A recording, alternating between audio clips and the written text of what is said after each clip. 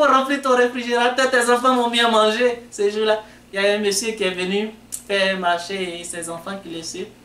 Et quand il a fini, ses enfants disent, merci papa de travailler.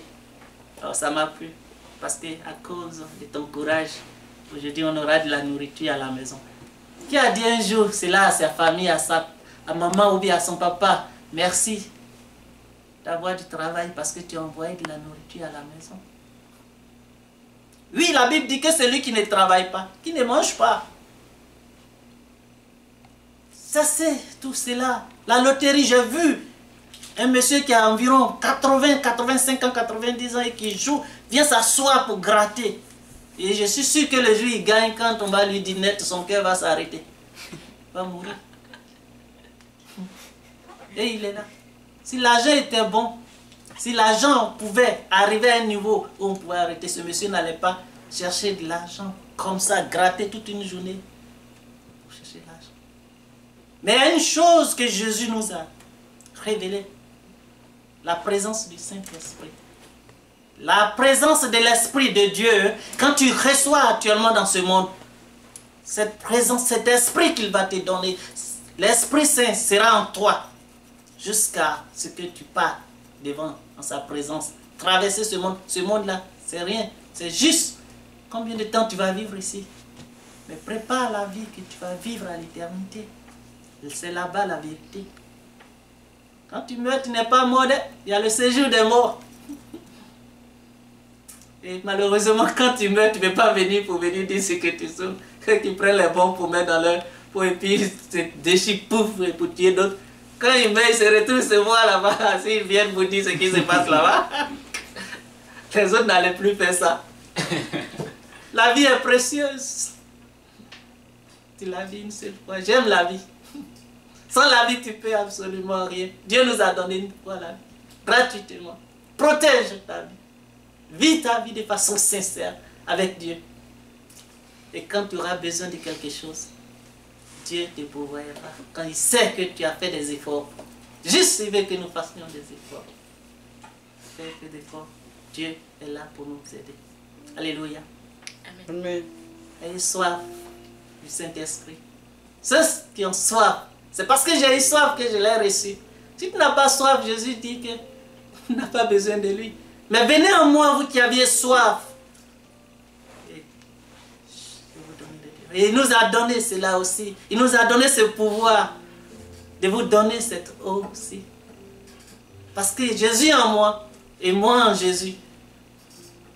Et Jésus en son Père. Nous devenons un. Et la parole que je vous dis, je vous annonce, esprit et vie. Si vous la recevez, que vous serrez cette parole dans votre cœur, cette parole va transformer votre vie.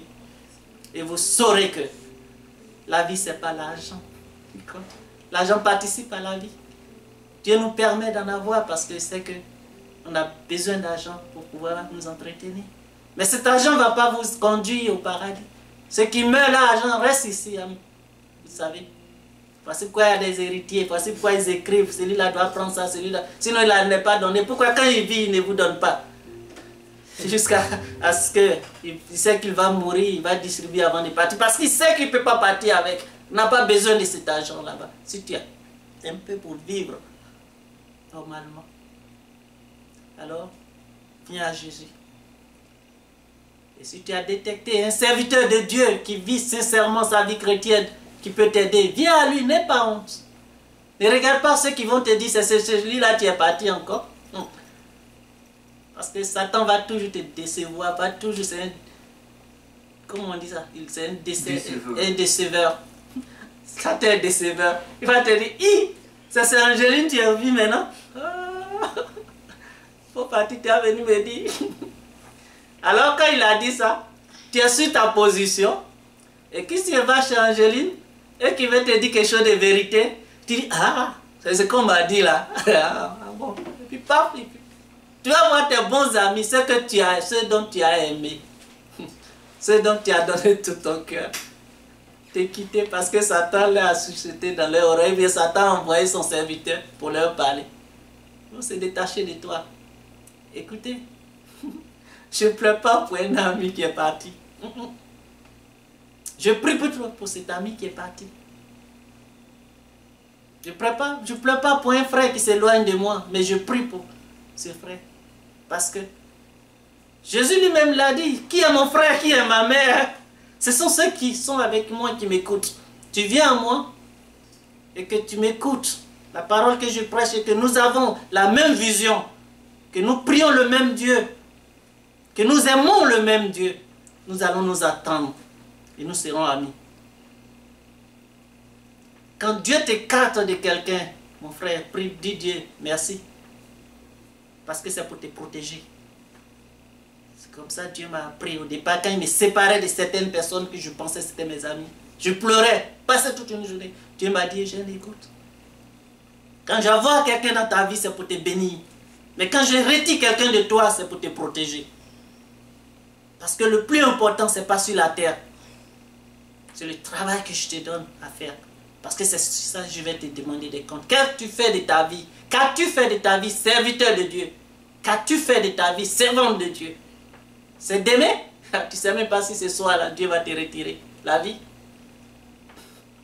Le pasteur disait que la terre la plus riche, vous pensez que c'est l'Arabie Saoudite? Non. La terre la plus riche, il dit c'est le cimetière.